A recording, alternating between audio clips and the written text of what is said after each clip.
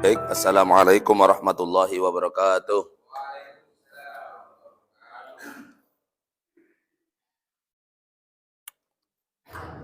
A'udzu billahi minasyaitonir rajim. Bismillahirrahmanirrahim. Alhamdulillah. Alhamdulillahilladzi bi ni'matihi tatimmus shalihat wa bi fadlihi tatanazzalul khairatu wal barakat wa bi taufiqihi tatahaqqaqul maqasid wal ghayat. Asyhadu an la ilaha illallah wahdahu la syarikalah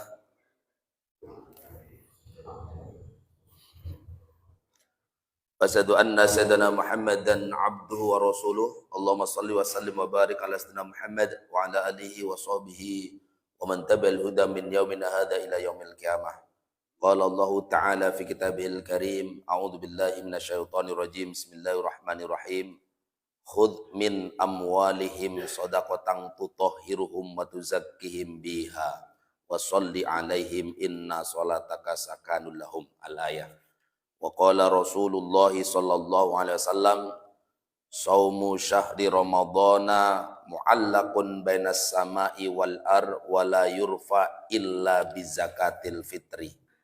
Shadaqallahul azim wa shadaqa ala rasulil karim wa nahnu ala dzalika minasyahidin wa syakirin walhamdulillahi rabbil alamin wa ba'd.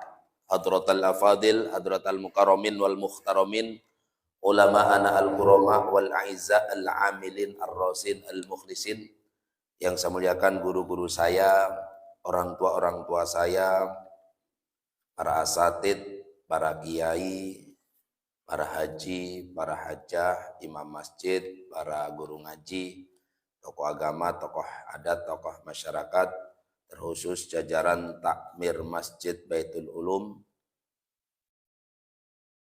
hadirin hadirat, muslimin muslimat, mustamiin mustamiat, jamaah subuh Ramadan yang dirahmati dan dimuliakan oleh Allah. Pada kesempatan pagi yang berbahagia ini, mari pertama kita berterima kasih kepada Allah Subhanahu wa taala, syukur yang mendalam, tetap mengakui hakikatnya nikmat itu datangnya dari Allah. Pekerjaan hanya perantara, profesi hanya perantara mengantarkan rezeki kita, termasuk pengusaha, berdagang, bertani, berwira swasta. Jangan menafikan Allah, karena sesungguhnya rizqu minallah, rezeki itu datangnya dari Allah Subhanahu wa taala. Tugas kita adalah ikhtiar yang baik, diiringi dengan doa, diiringi dengan tawakal. Setelah hasil, wa fi amwalihim haqqum ma'lum lis-sa'ili wal mahrum. Di setiap harta kita ada haknya orang lain, baik yang meminta atau orang lain yang menjaga marwah dirinya walaupun butuh tapi nggak ketahuan sama tetangga kanan kirinya. Ini bahasa Quran. Karena kita jumpai apalagi di hari Jumat, kalau bukan bulan Ramadan, coba sesekali Jumat berkah. Saya hampir 5 tahun Jumat berkah, itu keliling Jalan Raden Intan, Jalan Raden Kartini, Jalan Sultan Agung, Jalan Antasari, dari jam 8 sampai jam 1 itu banyak banget orang. Termasuk jalan arah Unila sana. Nah itu Masya Allah, itu kelihatan mereka adalah orang-orang, saya nggak mengatakan pengemis, walaupun bahasa Qurannya sa'il itu minta. Karena bawa anak 5 dijemur, ada gerobaknya. Nah ini Masya Allah, itu luar biasa. Wal mahrum, dan juga orang yang butuh, tapi menjaga marwah, muru'ah. Sehingga nggak mau menunjukkan kebutuhannya. Ya, kita harus tahu. Makanya saudaraku yang dirahmati dan dimuliakan oleh Allah Subhanahu wa taala, cara bersyukur pada Allah ya seperti itu. Kita sebagian rezeki kita ditasarufkan, diberikan kepada orang yang membutuhkan tentunya. Mudah-mudahan barokahnya bersyukur, bukan sekedar ucapan alhamdulillah, tapi secara egois, tidak berbagi. Maka insya Allah kalau syukur yang benar, rezeki kita akan ditambah oleh Allah Subhanahu wa taala berlimpah-limpah dan berkah membawa kebaikan dunia akhirat. Amin. Salawat dan salam semoga tercurah kepada Nabi Muhammad sallallahu alaihi wasallam agar kita mendapatkan lisensi legal umatnya Nabi Muhammad sallallahu alaihi wasallam, banyakin baca solawat. Kata Al-Habib Ali bin Husain Al-Habsyi dalam kitab Maulid Simtud Duror, ia mengatakan solatan yattasilu biha ruhul musolli alaihi, solawat yang terus kita senandungkan akan menghubungkan roh kita dengan rohnya Nabi Muhammad, terkonek. Oh, ini umatku, dan besok wajib syafaat untuk kita semuanya. Makanya redaksi solawat sekarang banyak. Ada solawat Tibil Kulub, ada solawat Ashilil, ada solawat Jibril. Bahkan kalau pengen dengerin selawat Jibril, di Jalan Kimaja dan Ratu di Balau, setiap jam 8 sampai jam 10 malam ada orang bawa gerobak. Sallallahu ala Muhammad, sallallahu alaihi wasallam, sallallahu ala Muhammad, sallallahu alaihi wasallam, dan seterusnya. Saya terharu setiap lewat jam 8 atau jam 10 malam itu ada 3 orang sambil meminta-minta, tapi sholawat bukan untuk meminta, tapi untuk mendapatkan berkah. Tapi berkahnya sholawat itu duit juga datang. Saya waktu ada Kiai Haji Anwar Zahid di Slusuban, Lampung Tengah, saya suruh baca sholawat di salah satu pondok tempat Mbah Kiai Nur. Itu jamaahnya banyak, yang ceramah Kiai Anwar Zahid pasti terkenal, viral. Itu dari Bojonegoro kalau nggak salah itu saya baca sholawat dapat 50 juta karena jamaahnya banyak, Bu. Menurut saya sih sama berkahnya sholawat yang pasti, dapat 50 juta sholawat sorban itu, sholawat kotak berjalan itu. Hadirin yang dirahmati oleh Allah, setelah kita bersyukur kepada Allah, salat kepada Rasulullah, mengamalkan sunnah dan sifat-sifatnya, semoga kita dapat sertifikat menjadi umatnya Nabi Muhammad yang kelak wajib syafaat untuk kita. Amin. Bapak Ibu hadirin yang dirahmati Allah, baik yang ada di dalam masjid, di luar, ataupun suara saya mungkin terdengar sayup-sayup masuk lewat jendela kamar saudara-saudara kita yang melanjutkan aktivitas ibadah ba'da subuh. Ada yang tadarus, ada yang meneruskan tidurnya karena enak banget habis sahur, subuh, terus nerusin. Dalilnya ada, naumus shaimi ibadah, tidurnya orang yang berpuasa adalah ibadah. Jadi jangan kita kritik kalau ba'da subuh ada orang tidur di bulan puasa. Nanti habis duha ada yang tidur juga, pulang dari pasar tidur, menjelang zuhur tidur, habis zuhur tidur, jelang asar tidur, maghrib nggak datang-datang sambil tiduran. Habis buka aja, saking kenyangnya nguap-nguap tidur, akhirnya lewat nggak terawih. Hadirin yang dirahmati oleh Allah, tak terasa kita sudah memasuki sesi part ketiga dari amal ibadah kita berpuasa. Sering Ustadz menyampaikan di awal Ramadan penuh rahmah sampai meludak-meludak ke teras. Di pertengahannya itu maghfirah, ampunan. Ada kemajuan tapi maju ke depan bukan maju ke belakang. Dan di akhir Ramadan pembebasan dari api neraka yang bahasa hadisnya Aidkum minan nar, itu mungkin masih tinggal 1, 2, 3, 4 saf. 1 imam, 1 makmum, bahkan kadang ada. Tapi alhamdulillah Masjid Baitul Ulum itu nampaknya istiqomah. Ada ungkapan ahli hikmah mengatakan al istiqomatu khairu min alfi karomah. Istiqomah itu lebih baik daripada 1000 karomah. Khairul amal killa wadwamuha. Sebaik-baik amalan itu sedikit tapi terus menerus continue. Kita ini besar loh, amalan ngaji ini besar banget. Karena berat banget loh ngaji nih. Ngaji habis subuh itu berat. Tapi bisa istiqomah. Tarawih itu berat. Bayangkan ada yang pakai 36 rakaat kuat sebulan. Ada yang pakai 23 mayoritas kuat. Ada yang pakai 11 rakaat alhamdulillah nggak putus-putus padahal ayatnya panjang-panjang. Ini Masya Allah dahsyat luar biasa. Nah makanya yang istiqomah ini berkahnya banyak. Kalau orang sudah beriman itu summastaqomu, kemudian dia ajek itu continue, konsisten pada amalan. Karena kita harus punya ilmu pamungkas. Ilmu pamungkas itu gini, Amalan yang terhebat di diri kita itu apa sih? Yang nggak pernah putus? Itu jimat namanya. Barang siji di rumah. Iya. Kan harus punya jimat. Kita puasa Senin Kemis, nggak istiqomah. Gugur. Sholat 5 waktu berjamaah, nggak istiqomah. Gugur. Baca Quran terus-menerus sehari sayat, nggak ada, gugur. Terus andalan kita yang di mana ya? Andalan kita tersenyum. Andalan kita rajin berbagi. Nah, kan masih banyak peluang. Minimal kita punya satu lah, nggak usah banyak-banyak. Tapi alangkah hebatnya kalau semuanya bisa istiqomah. Kayak Rasulullah SAW, semua amalan menjadi istiqomah. Tahajud sampai kakinya bengkak-bengkak, sampai dikritik sama istrinya.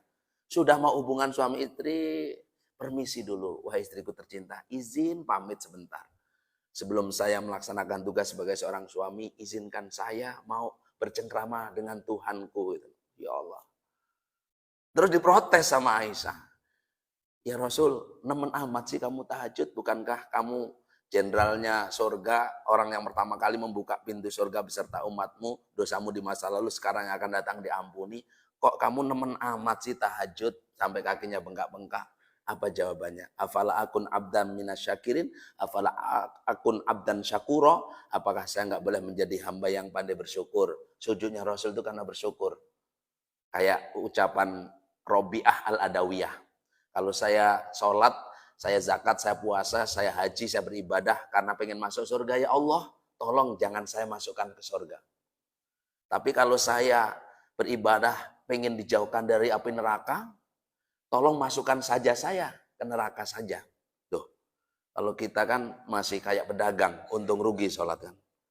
Seneng yang banyak pahalanya gitu, karena kita manusia gitu.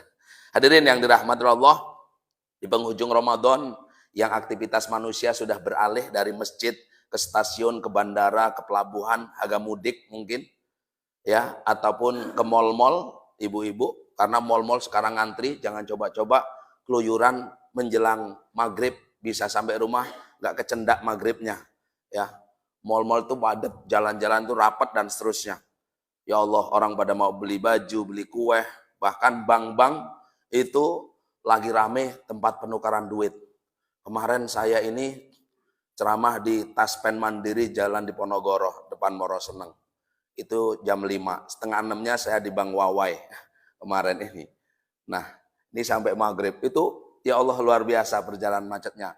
Sepagi sampai siang sampai sore itu orang ngantri nuker duit. Duit baru. Padahal duit baru sekarang ini agak kecil-kecil bentuknya. Tapi hebatnya semua duit ada orang menarinya sekarang ini. Ternyata orang kalau dikasih duit itu tersenyum gitu loh. Dan menari-nari gitu. Apalagi perempuan dikasih duit senyum-senyum. Bisa kipas-kipas. Masih ada amalan pamungkas di tengah aktivitas kita yang kian mungkin mempersiapkan Idul Fitri. Ada 3 amalan pamungkas yang harus kita tuntaskan. Amalan ini penentu loh Pak. Karena kata Rasul, al-umuru bi khawatimiha. Kebaikan seseorang, nilai seseorang itu dilihat ujungnya, bukan awalnya, bukan tengahnya. Awalnya kenceng, tengahnya kenceng, ujungnya kendor, ini nggak baik. Maka doa kita mudah-mudahan husnul khotimah. Biar mungkin kita agak bandel di waktu remaja, di waktu muda. Masih agak nakal walaupun sudah bapak-bapak. Tapi kalau sudah menjelang senja, dibaikin nggak apa-apa lah. Makanya masjid itu kan banyak penghuninya para pensiunan sebenarnya. Maaf Pak, Solihin maaf. Pak Tarjo juga. Enggak, artinya ya seperti itulah fenomena. Ya karena kita ngelihat waktu asarnya itu, waktu menjelang senja. Artinya saudaraku yang dirahmati Allah, kita menjelang senja. Menyambut habisnya bulan suci Ramadan, menyongsong Idul Fitri. Ada amalan yang sangat bagus, dan ini menentukan juga pahalanya berlipat-lipat. Yang pertama adalah iktikaf. Yuk, Quran kan sudah pada khatam, sudah pada nuzulul Quran. Saya malam 17 ngisi di Wana Asri dekat Gabovira di Masjid Latansah, tempat ketua PCNU Kota Bandar Lampung, itu ramai juga nuzulul Quran. Terus beberapa tempat kemarin juga di Sukabumi, di Gria Abdi Negara itu, sore-sore nuzulul Quran. Berarti kan sudah tuntas tadarusnya rata-rata pas sudah nuzulul Quran. Karena Al-Quran turun dalam 2 periode. Periode pertama turun 30 juz, 114 surat, 6.666 ayat, sekitar 770.450 kalimat, 1.025.000 huruf. Sudah tak hitung, Pak. Nggak percaya, hitung sendiri.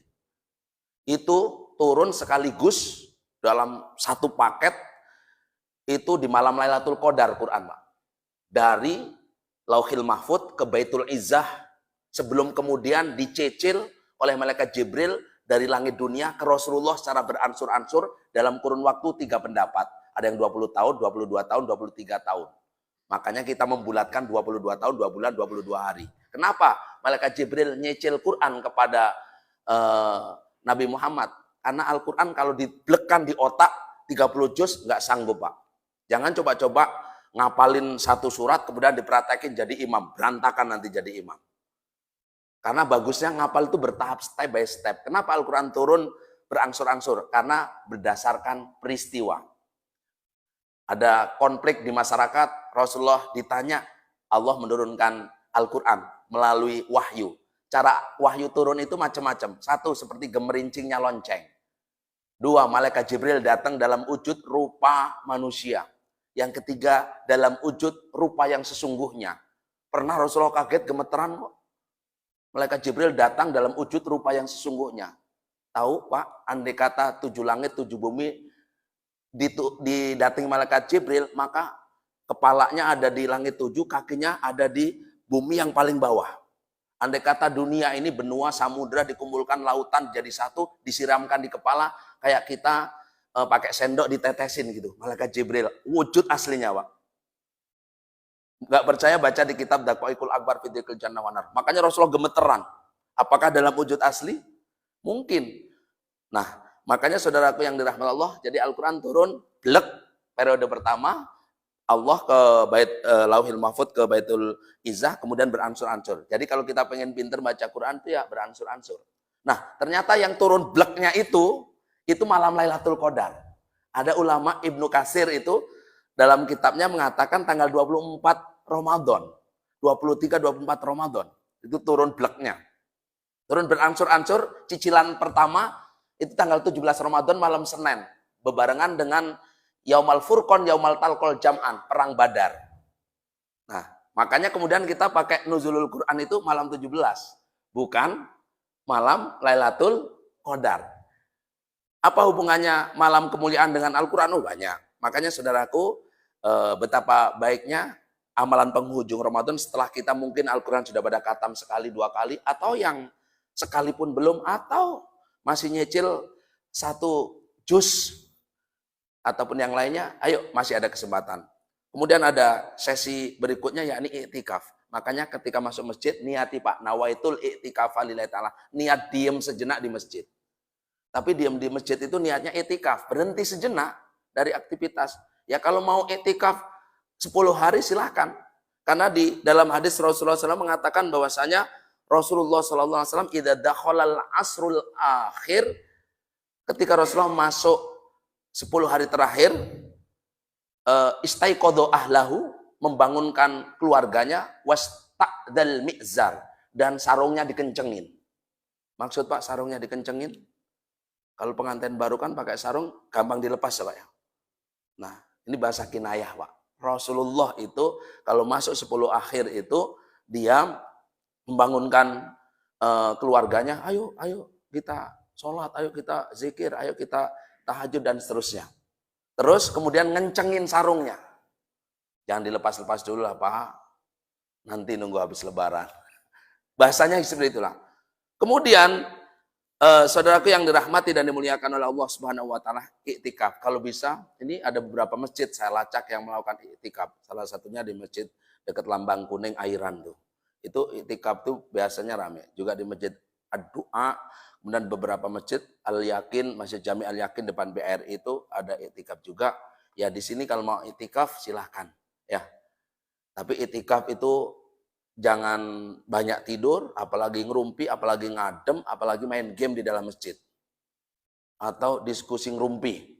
Iktikaf itu lebih cenderung diem, iktikaf. Iktikaf itu kayak wukuf itulah. Berdiam diri, ya. Silahkan meninggalkan aktivitas dunia sejenak lah sebetulnya. Hadirin yang dirahmati Allah, setelah iktikaf ada yang harus kita kejar lagi adalah malam Lailatul Qadar. Malam Lailatul Qadar. Hadirin yang dirahmati Allah, Nabi Muhammad itu mikir-mikir begini. Ini ada dalam kitab Muwatta karangan Imam Maliki. Nabi Muhammad sedang mikir-mikir, umur umat dahulu itu panjang-panjang loh. Nabi Adam aja tembus sampai 1000 tahun. Nabi Nuh 950 tahun. Nabi Ibrahim kisaran 150 sampai 200 tahun. Umatku pendek-pendek. Mana mungkin bisa masuk surga duluan. Mana mungkin bisa nandingi umat-umat terdahulu. Umat-umat terdahulu itu orangnya tinggi-tinggi, kuat-kuat, tahan banting, tahan melek, tahan lapar, tahan kehausan, tahan kehujanan, tahan kejemur. Umatku kecil-kecil, pendek-pendek umurnya, malesan, ngantukan, tiduran, pengennya tanggal merah, pengennya nyantai, pengennya kerja sebentar, gajinya gede, dan seterusnya. Itu Rasulullah merenung kayak gitu. Lalu kemudian turunlah surat Al-Qadar. Nih kata Imam Malik ya. Akhirnya turun surat Al-Qadar bahwasanya Lailatul Qadri khairum min alfi syahr. Lailatul Qadar itu pahalanya melebihi 1000 bulan. Yang menurut ulama itu kalau dikurskan 1000 bulan itu 83 tahun 4 bulan. Tuh. Ini akan diberikan kepada umatnya Nabi Muhammad yang usianya pendek-pendek, yang malesan beribadah, ya, salat tarawih aja agak males-males, salat agak panjang dikit juga males, ngebut juga kadang juga males. Maunya apa sih? Ngebut males, pelan males, pendek males, panjang males. Nah, makanya tenang saja, kita ini umat akhir zaman, umat yang rahmatan lil alamin untuk umatnya Rasul. Maka diberikan bonus-bonus. Pendek umurnya, tapi pahalanya nanti akan melebihi Nabi Adam umatnya, melebihi Nabi Nuh umatnya, dan lain sebagainya. Maka diberikan bonus besar-besaran, yakni Lailatul Qadar. Bayangkan kita ikut seremoni Ramadan sejak usia 10 tahun. Sampai sekarang usia 50-60 tahun. Kalau dapat 3 saja, sudah agak melebihi umatnya Nabi siapa coba? Kalau tiap tahun Pak, berarti kita nilai pahalanya bisa 1000-an tahun Pak. Makanya Masya Allah. Nah inilah yang melatar belakangi kenapa Lailatul Qadar datang. Yang kedua, ini ada di dalam Asbabun Nuzul Syekh Jalaluddin Asyuyuti. Nabi Muhammad itu pernah cerita. Ceritanya itu sebenarnya iri dalam kebaikan, cemburu dalam kebaikan. Sahabatku, dulu itu ada orang sakti loh. Namanya Sam'un. Sam'un Al-Ghazi. Ya, kalau bahasa orang barat diplesetin. Samson. Tukang perang, sakti. Senjatanya itu bumerang. Bumerang itu yang tercipta dari rahangnya onta. Sekali sabet 1000 orang bisa mati. Kalau kita punya pedang itu keren banget Pak. Ini ada di kita Pak. Orang itu soleh banget. Sudah 1000 bulan tahajud nggak pernah putus. Paginya puasa 1000 bulan nggak pernah putus. Perang jihad di jalan Allah, ngadepin musuh-musuh Allah itu ribuan jutaan orang dengan senjata itu dihabisin. Sampai para sahabat diceritain itu, wah cemburu sosial. Waduh enak banget ya, coba saya bisa kayak gitu. Pada iri lah. Para sahabat itu diceritain kebaikan itu iri dan mempraktekkan. Pengen ngelebihin bahkan. Akhirnya kalian langsung Allah menurunkan surat Al-Qadar. Inna anzalnahu fi lailatul qadar. Wa ma adraka ma lailatul qadar.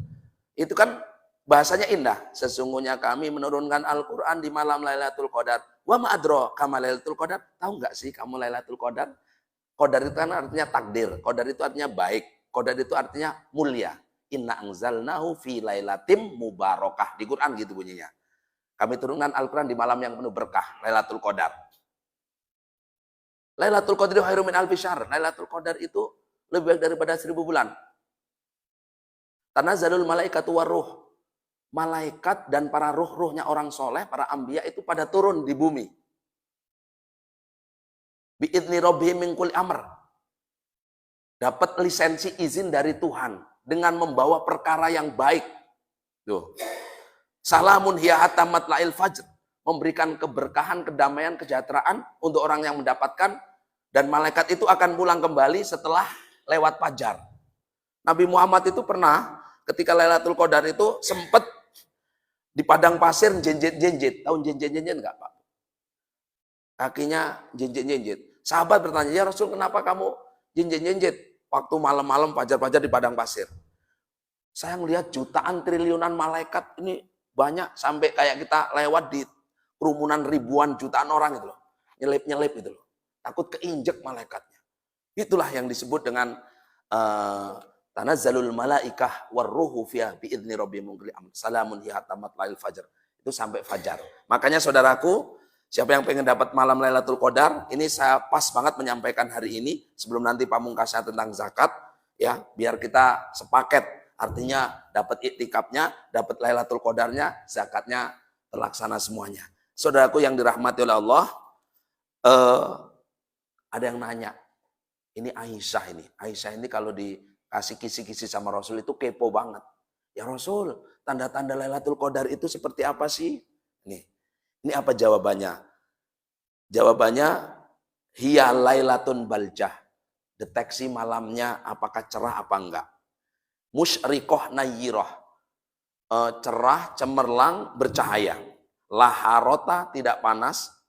Wala baridata, tidak dingin. Wala sahaba, tidak ada awan dan mendung. Fiha, di dalam malam itu. Wala matoro, tidak ada gerimis, tidak ada hujan.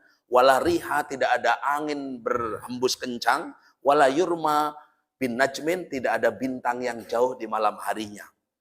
Wala tatlu issamsu sobihatu mus'isah. Di pagi harinya, mestinya matahari terbit, cerah, dari jam 7 sampai jam 9 panas-panasnya, tapi itu terbit tapi malu, agak tertutup dengan awan di pagi harinya. Kalau kalian jumpai tanda-tanda itu, bisa dideteksi itu malam Lailatul Qadar. Makanya nanti malam, ya biasanya Pak Haji Fauzan, saya ngeliat di belakang rumah saya kresek-kresek, sholat di masjid ini, menjelang sahur, pulang. Ya Pak Haji ya, itu saya sudah menyaksikan beliau dari beberapa tahun yang lalu. Kalau sudah malam 21 dan seterusnya. Nah, sebenarnya Rasulullah itu tahu loh kapan datangnya Lailatul Qadar. Hanya pakai strategi biar umatnya nggak males-males. Kejar di tanggal ganjil katanya. Kalau Nabi Muhammad ngomong 27, nanti lewatlah ibadah-ibadah di malam-malam selain 27. Makanya strategi Rasul itu tahu. Rasul itu tiap tahun tahu Lailatul Qadar. Cuman dia ngasih kisi-kisinya 21, 23, 25, 27, 29 malam terakhir dong kalau puasa kita 29 hari. Ya, pokoknya itu deh. Saya takut juga sebaliknya. Siapa tahu di malam genap loh. Kita coba berpikir logika kebalik gitu. Kenapa Lailatul Qadar itu Quran turun 30 juznya itu di malam 24? Jangan-jangan Lailatul Qadarnya di malam genap. Saya akan memprovokasi bahwa Lailatul Qadarnya bisa saja malam genap loh. Suka-suka Allah. Kan gitu. Karena kalau malam genap di sini, di sana siapa tahu di daerah lain malam ganjil. Malaikatnya mampir ke sini kan. Allah alam bisawab. Saudaraku yang dirahmati oleh Allah Subhanahu wa taala, idza dakhalal asrul lail, ya, Rasulullah SAW itu biasanya berbarengan dengan iktikaf. Bahkan iktikafnya Rasul karena ya'taqiful asrul awahir min Ramadan hatta tawaffah. Nabi Muhammad itu ngejernya itu sambil beriktikaf itu sampai meninggal dunia. Setiap Ramadan itu dia beriktikaf. Lalu kemudian ada sebuah pertanyaan, ya Rasulullah, idza wafaitu lailatal qadri fawima'atu. Kalau saya jumpai tanda-tanda malam Lailatul Qadar itu, saya baca mantra apa? Dijawab oleh Rasul. Kuli, kamu doa gini ya Aisyah. Allahumma innaka afuwun tuhibul afa fa'fu anni. Ini ada dua redaksi. Jangan fanatik Pak. Kalau ada orang ngomong Allahumma innaka afuwun karim, kok ada karimnya? Itu nambah-nambahin misalnya. Itu bid'ah. Maaf, karim itu sifatnya Gusti Allah. Artinya dermawan, murah. Kita kan di sini sebelum tarawih di sela-selain Allahumma innaka afuwun, agak janggal kan biasanya karimnya kok hilang gitu. Memang di tag hadis aslinya Imam Ahmad, Imam At-Tirmidzi itu redaksinya Allahumma innaka afuwun tuhibbul afwa fa'fu anni. Tapi terjemahnya harus tahu, Allahumma ya Allah innaka sesungguhnya engkau afuwun maha pemaaf. Beda loh maghfirah dengan pemaaf. Kalau maghfirah untuk dosa, kalau maaf untuk sebuah kehilapan dan kesalahan. Ampunan itu untuk sebuah dosa, kalau maaf untuk sebuah kesalahan nggak fatal lah. Iya, cuman dimaafin. Kayak kita memaafkan, sama minta ampun, orang udah salah mah. Kalau sudah masuk delik laporan nggak bisa minta ampun loh. Tapi kalau belum parah, masih bisa restoratif justice. Hukum tidak harus diselesaikan di pengadilan, tapi secara kekeluargaan. Sekarang lagi rame restoratif justice gitu. Seperti kasus di Raja Basah, Pak Wawan, gara-gara menghalau orang beribadah tadi suatu tempat tinggal menjadi tempat peribadahan suatu agama, ada yang melaporkan, di penjara sudah mau sebulan. Ini demon besar-besaran. Kami aja PCNU, MUI, dan seluruh ormas termasuk Muhammadiyah, LDI kemarin bergabung untuk menjadi jaminan tolong dikeluarkan. Karena nggak tahu hakikatnya. Orang Raja Basah, Pak RT lagi. Ada Pak RT kan? Ya. Ini sampai dari pusat ngomong kami akan menurunkan ribuan tentara untuk narik biar keluar. Rame ini mau demon. Habis lebaran demon lagi. Ini kemarin ada beberapa ormas, PMII, IMM datang ke rumah. Pak Ustadz izin minta support gabungan untuk demon. Wow, semalam datang enggak lah. Dari kemarin datang terus. Oh, diajak demon. Allah. Hadirin yang dirahmati oleh Allah Subhanahu wa taala, siapa yang punya hajat, ulama mengatakan siapa yang punya hajat besar, siapa yang punya hajat besar, ya, qala ba'dul ulama mangkanat lahu hajatun. Siapa yang punya cita-cita besar, falyaqra suratal qadari ihda wa arba'ina marrah. Baca 41 kali surat Lailatul Qadar. Apalagi di malam-malam ganjil. Wa yas'alullah ta'ala hajatahu. Kemudian minta apa hajatnya. Siapa tuh yang bujang pengen nikah. Ya, nanti tersampaikan. Pengen jadi presiden gantiin Pak Jokowi. Insya Allah tersampaikan. Yang punya hajat, ya. Kemudian apa permohonannya? Tuqdo insya Allah ta'ala hajatahu. Dipenuhi hajatnya oleh Allah subhanahu wa ta'ala. Amin. Hadirin yang dirahmati Allah, tentang itikaf sudah, tentang Lailatul Qadar sudah. Yang pamungkas menjelang Ramadan berakhir, yakni pelaksanaan zakat fitrah dan zakat mal. Hadirin yang dirahmati dan dimuliakan Allah, dulu zakat hanya ibadah yang dianggap biasa-biasa. Karena berdekatan dengan aktivitas Ramadan. Sampai kadang kita ketukar-tukar. Zakat itu rukun Islam yang keberapa sih? Ada yang bilang ketiga, keempat. Karena dilaksanakannya setelah Ramadan baru zakatan. Makanya kita syahadat, sholat, puasa, baru zakat. Merujuk bunyal Islam ala khomsin, Islam itu pondasinya ada 5. Yang kata orang Jawa jidat, rolat, lukat, patso, moji. Itu dulu saya diajarin di Jawa itu, di pondok itu seperti itu. Siji sahadat, loro sholat, telu zakat, 4 puasa, 5 haji.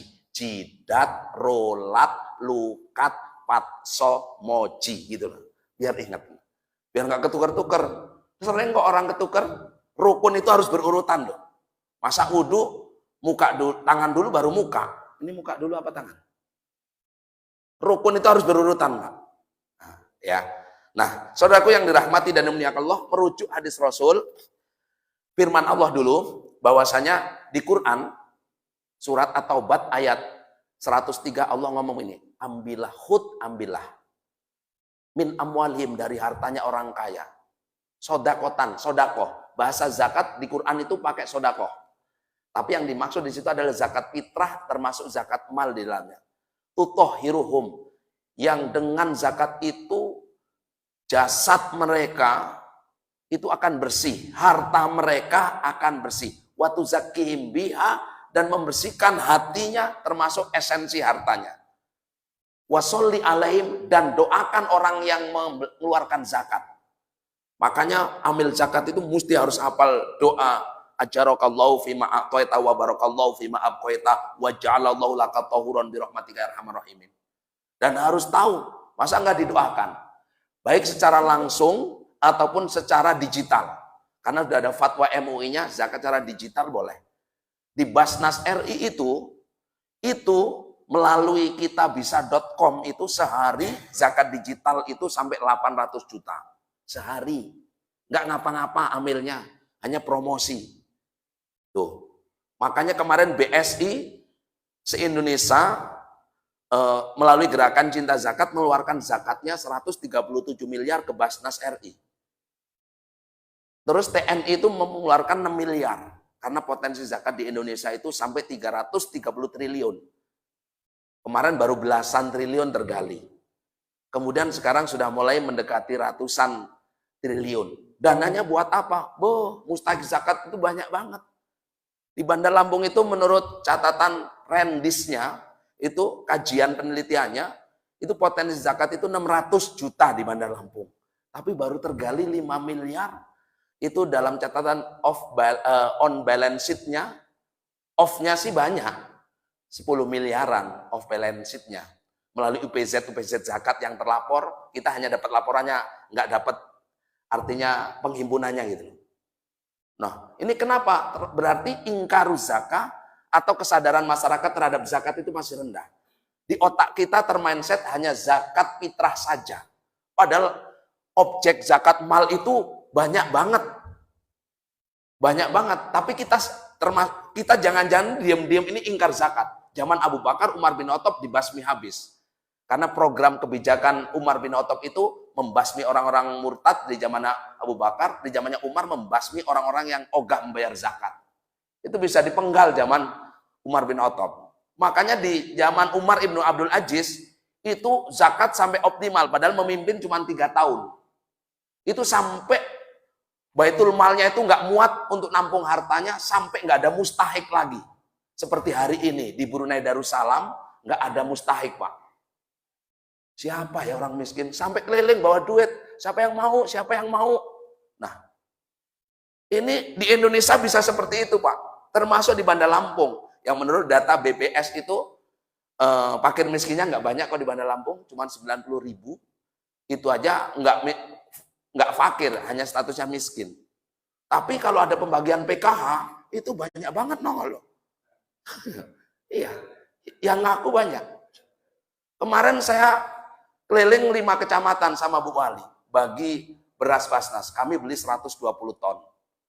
Itu dibagikan ke 24.000 kakak, meliputi fakir, miskin, berbasis anak-anak yatim, panti asuhan, LKS, LKSA, Forda itu, berbasis ormas. Kemarin dari LDI sudah ngambil, ke tempat kita dari Muhammadiyah sudah ngambil, dari MUI sudah ngambil, dari PCNU sudah ngambil. Nanti tinggal UPZ masjid, karena di Bandar Lampung ada 800 masjid, itu dari kita. Ya Allah, alhamdulillah, saya setahun ini geber, hampir tiap hari ngantor, pulangnya malam terus. Alhamdulillah terhimpun, saya salurkan. Itu untuk beasiswa, kami lebih dari 100 orang membeasiswakan orang, sampai S1 selesai, S2 ada, dari semester 3 sampai semester 8. Nah itu udah banyak.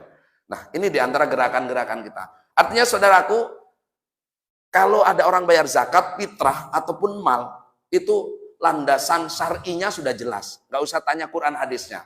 Karena dalam dunia zakat yang merupakan lembaga filantropi yang luar biasa, itu ada Basnas RI, ada Basnas Provinsi, ada Basnas Kabupaten Kota. Itu lembaga pemerintah sah non-struktural yang bertanggung jawab kepada Presiden melalui Kementerian Agama. Karena di dalam fikihnya 4 mazhab, amil itu mesti harus diangkat oleh pemerintah yang sah melalui proses verifikasi, seleksi, dan seterusnya. Makanya dulu masjid-masjid UPZ itu belum ada UPZ-nya. Bahkan Basnas masjid ini, keren amat mengambil nama Basnas. Terus kemudian panitia dan seterusnya. Timbul kemudian fatwa-fatwa bahwa panitia itu nggak punya hak untuk ngambil. Sempat masjid kita ini ada beberapa orang sesepuh datang ke rumah saya. Artinya, kok kami nggak dapat? Ya memang nggak dapat kalau bukan amil. Gitu. Apalagi bahasanya cuma panitia. Lalu kemudian ada Perbasnas juga, itu yang mengatur bahwa tugas Basnas, kota itu membentuk UPZ, biar punya legal standing. Dan amil itu punya hak. Kalau dia dari zakat, haknya cuma 1/8 menurut mazhabnya Imam Syafi'i, hak amil. Tuh.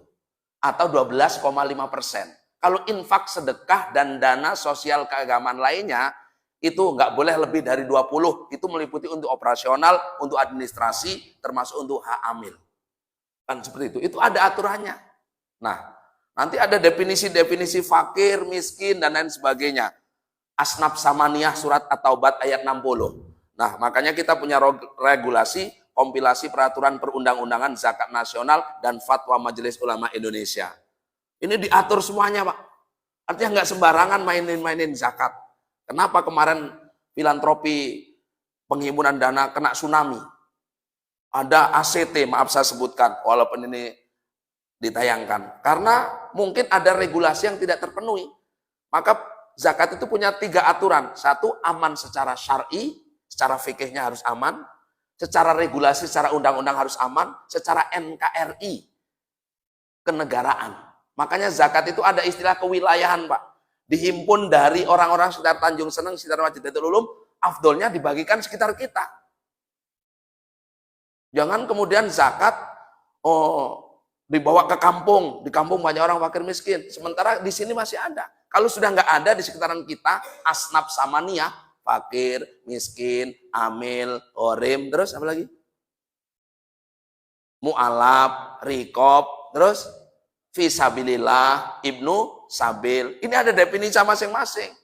Makanya tugas amil itu harus benar-benar. Fakir itu apa?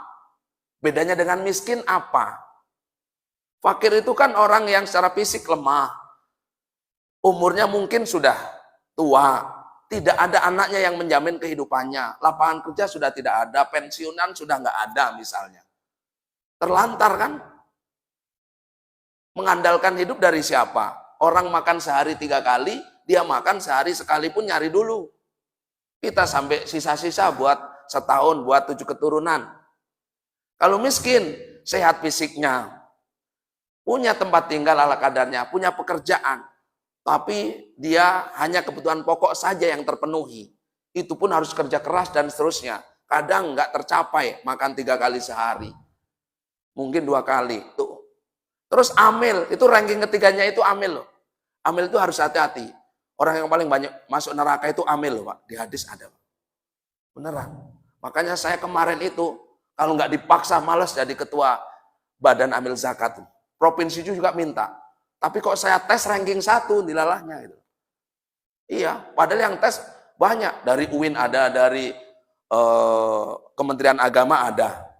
Kemudian dari senior-senior keuangan ada. Dari orang yang pintar akuntansi manajemen ada. Kok saya lulus ya Allah, alhamdulillah. Yang ngetes itu padahal dari pusat. Kata Bu Wali, saya nggak akan nolong kalau kamu tesnya nggak lulus. Ya kan? Wih, ya udah bismillah. Itu prosesnya panjang, kayak ujian mau jadi hakim gitu. Ya udah, tes baca tulis, tes wawasan kebangsaan, tes macam-macam lah dan seterusnya. Nah, saudaraku yang Allah, kalau di UPZ kan enggak. Maka kami punya tanggung jawab membina. Nah, UPZ itu tugasnya UPZ masjid menghimpun, ya, artinya penghimpunan dan penyaluran, terus pelaporan, ya kan. Kemudian keuangan juga harus ketat. Kami ada namanya KAP, Kantor Akuntan Publik yang audit. Kemarin dapat WTP, wajar tanpa pengecualian. Terus ada kepatuhan syariah, bahkan OJK mau turun. BPK juga turun. Karena urusan keuangan. Ini karena cukuplah kemarin ACT itu menjadi tsunami bagi penghimpun uang di masyarakat. Ingat kejadian di Waihalim Permai, ada 300 kotak, itu ilegal. Bisa saja dananya dikumpulkan untuk ngebom orang Indonesia melalui afiliasi dengan ISIS, teroris, aliran-aliran radikal, itu yang diwanti-wanti kan. Makanya kita hati-hati zakat ini dalam penyalurannya. Tak kasih tahu amil peluang masuk nerakanya banyak. Sekali lagi, iya, seperti jadi ustadz ini peluang masuk nerakanya banyak. Ketika Rasulullah Isra Mi'raj itu penghuni surga yang penghuni neraka yang paling banyak 1 perempuan. Bukan perempuan sini loh. Bukan perempuan sembarang perempuan ya. Yang kedua, aksarumul khutobah, kebanyakan penceramah, ustadz, dai, kiai. Ini saya sebutkan. Kenapa? Jargoni. Iso ngajar gak iso ngelakoni. Di Quran yang Pak Haji sering baca, kaburo maktan indallahi antakulu malatafalun. Pak Haji sering baca ayat itu. Makanya kalau baca ayat itu saya agak dengerin. Kebencian Allah, orang yang ngomong doang tapi nggak ngelakoni. Ini Quran doang. Makanya saudaraku yang dirahmati Allah, bagi kita untuk zakat fitrah, ya, ini merujuk pada hadis Rasul, saumu syahri Ramadan, puasanya pahala orang yang berpuasa selama sebulan, tadarusnya, witirnya, trawehnya, Ibadah-ibadah lainnya itu nyangkut di plafon langit. Nggak sampai ke langit, Pak. Ini hadisnya seperti itu, serem memang. Sebelum ditunaikan zakat fitrah. Makanya zakat fitrah boleh di awal Ramadan, itu waktu wajibnya, boleh di pertengahan Ramadan, afdolnya di akhir Ramadan, Pak. Kalau mau zakat fitrah. Zakat fitrah ini sebenarnya hitungannya itu pakai sok. So'an biso'in, satu sok. Itu ukuran takaran orang Arab loh. Kalau di Irak satu sok itu cuma 2,176. Kemudian di mazhabnya Imam Syafi'i untuk hati-hati 2,5. Terus ada yang pakai 2,7. Boleh pakai 3. Maka jalan hati-hati 2,5, 2,7, 1,76. Di fatwa MUI itu 2,7. Tuh. Tapi saya pakai mazhabnya Imam Syafi'i dan tradisi adat kebiasaan kita sejak dulu 2,5. Tapi jangan kurang dari itu, Pak, berbahaya. Bisa nggak sah kayak sholat terawih misalnya kita telat itu loh. Cuman dapat 2 kali salam itu sah nggak kira? Terawih bukan? Makanya ada di YouTube pengen kontennya banyak yang like and subscribe and share. Itu sholat terawih paling sedikit 2 rakaat. Sekarang banyak orang terawih cuma 2 rakaat. Banyak ini, makanya kita punya komunitas mengkritisi akun-akun nakal. Hanya cuma dapat social blade-nya apa? Biar dapat ini. Mudah-mudahan kita nanti juga banyak ini. Kalau pengen banyak viewernya, like and subscribe-nya itu yang kontroversial. Ya, saya pengen buat konten kontroversial, tapi enggak. Ya, saya enggak punya channel. Ya, enggak sempat. Masa jadi ustadz, jadi operator, jadi kameramen, jadi ini editing, ruwet saya. Pernah saya mau itu, ruwet. Teman saya mau jadi YouTuber, mau khutbah dia masang kayak gini, ya dia enggak punya asisten. Sampai rumah ngedit, stres lah kepalanya. Tapi sekarang lumayan, sudah cair per bulan 20 juta. Siapa tahu masjid kita, ini ada channel YouTube-nya. Alhamdulillah, saya doakan berkah. Iya, ada yang setahun itu terbesar ininya, pendapatannya ada kok. Cari strateginya.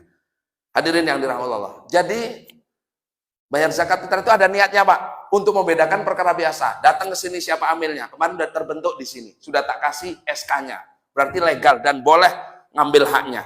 Tapi kerja beneran. Iya, artinya kerjanya itu bukan Assalamualaikum warahmatullahi wabarakatuh, pemberitahuan enggak. Melalui surat edaran, ada edukasi, ada informasi, ada ajakan, dan seterusnya. Kami ini ada pengawasnya 5. Kami diawasi 5 orang. 1, Kementerian Agama, Pak Makmur. 2, Pak Budiman, PM, Kepala Dinas Lingkungan Hidup, dulu Sekda Pringsewu. Yang ketiga, Dr. Yusdianto, itu yang ngawasin kita, pakar hukum Unilah. Pak Kiai Doni kenal lah. Tuh. Terus ada dari 2 orang, itu Sahroni sama Julius dan seterusnya. Kami diawasi, Pak. Dalam pelaksanaan zakat, bener enggak? Sesuai syariat enggak? Sesuai syar'i enggak? Ketat. Kami dibantu oleh 5 orang. Saya punya wakil 1, Dr. Abdul Aziz, Sekjen MUI. Tuh. Yang kedua, Pak Cahyo, Pak Bambang kenal, karena dia dulu di Bank Muamalah, di Badan Wakaf juga. Tuh. Yang ketiga, Pak Rusdi Said, dia punya anak menjadi kodim sini dulu, Pak Romas tuh bapaknya, dulu di Bank Lampung, dulu di Keuangan Provinsi, itu sahabat kita. Terus Pak Ruslan, yang punya proyek-proyek Unila itu proyek dia itu, jalan-jalan dan seterusnya, anaknya Dewan juga. Nah artinya kami kerja itu luar biasa, staf dan pusat. Hari ini mesti jam 6 ini saya ada Zoom meeting dengan pusat. Artinya saudara yang Allah, ini terkait zakat itu bukan sederhana. Oh cukup pakai zakat seperti ini. Zakat fitrah memang Ramadan saja. Tapi zakat penghasilan ada, zakat mal. Siapa tahu punya rentalan mobil, punya investasi di mana-mana, punya simpanan emas sampai 85 gram, atau punya deposit, itu wajib dikeluarkan zakat. Kalau zakat fitrah ancamannya kalau nggak menunaikan itu ibadah puasanya nggak sampai ke langit. Tapi kalau zakat mal serem, Pak. Baca di Quran surat At-Taubat. Walladzina yaknizuna adz-dzahaba wal fiddata wa la yunfiquna fi sabilillah fabashshirhum bi'adzabin alim. Orang-orang yang malas bayar zakat. Dia menumbuk-numbuk emas, perak, disumbutin, disimpan di brankas, di khasanahnya, disimpan di bank dan seterusnya. Wala yunfiquna fi sabilillah, enggak mau bayar zakatnya. Fabashshirhum bi'adzabin alim, tunggu azab pedihnya. Apa azabnya? Ditafsirin oleh Allah ayat berikutnya.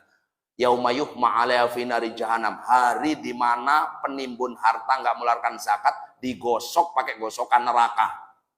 Digosok punggungnya, sampingnya sama perutnya. Wallahi ayat ini berbunyi apa adanya seperti itu, Pak. Bukan nakut-nakutin.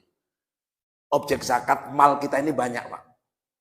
Saya gaji saja dipotong 2,5%. Misalnya gaji saya misalnya 1 juta, 2,5%-nya. Itu misalnya sampai 150 per bulan. Kenapa dibayar sistem takjil? Menurut fatwa MUI itu boleh disamakan dengan pertanian. Di Quran itu wa atu haqqahu yauma hasadi, tunaikan hasil panen zakatnya di hari panen. Pegawai kan panennya setiap bulan. Petani Pak Somad itu saya perhatikan 3 kali setahun. Iya, saya ngelihat sawah itu. Nah, termasuk orang yang berpenghasilan gitu. Itu ngitungnya itu fatwa MUI itu bukan neto, Pak, tapi bruto, Pak. Ini kalau neto nunggu bersih, cicilan rumah, cicilan mobil, anak ini, nggak bakal bayar zakat seumur hidup. Iya. Makanya hitungannya itu bukan, saya kotor itu pokoknya. Kan cuma sedikit sih, 2,5%.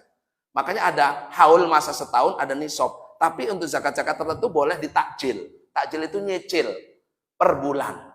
Tuh. Kayak Pak Habibur Rahman itu punya usaha. Pak Haji itu. Bukan rumah Quran itu tempat ibadahnya. Mie, saya beli Pak kemarin COD. Kuning, tak pencet, busanya enak banget Pak. Mie, itu untuk bayi, untuk kulit kita. Bukan karena beliau saya promosi, enggak. Ya. Saya beli, karena saya habis buka rumah Qurannya di Kedaton Pak ya. Kemarin saya yang datang ke sana, ini Masya Allah, beliau putra-putrinya punya usaha. Di Jakarta, cabangnya banyak. Kemarin dari Sambal Ulek datang beliau ya. Punya roti apa? Roti kaset. Rosket. Ya, itu Masya Allah. Beliau mengeluarkan zakatnya saja sudah berapa tahun per bulan itu sampai berapa? 40 jutaan Pak ya? 40 jutaan. Itu zakatnya zakat mukoyat. Saya mengeluarkan zakat ke Basnas, nitip orang yang mau saya salurin. Ini namanya zakat mukoyat. Dan ini selamat, contoh Mas Ridwan, misalnya ke amil zakat Bandar Lampung, ini ada 10 juta, saya nitip 10 nama, dikasih 500-500. Berarti kan ada yang 5 jutanya untuk dikelola amil, yang ini untuk orang yang ditunjuk oleh Mas Ridwan, itu namanya zakat mukoyat. Ini sah, ada fatwanya, ada aturannya. Iya. Karena di Indonesia itu orang bayar zakat itu satu, ada dari muzaki langsung ke mustahik. Yang kedua ke masjid, yang ketiga baru ke lembaga resmi. Kalau LAS itu Pak, maaf, LAS itu lembaga swasta zakat. Itu di bawah pantauan kami. Kemarin kami membekukan LAS yang nakal. Banyak LAS yang nakal Pak. Ngapa coba? Dia ngambil di sini duitnya untuk kemana?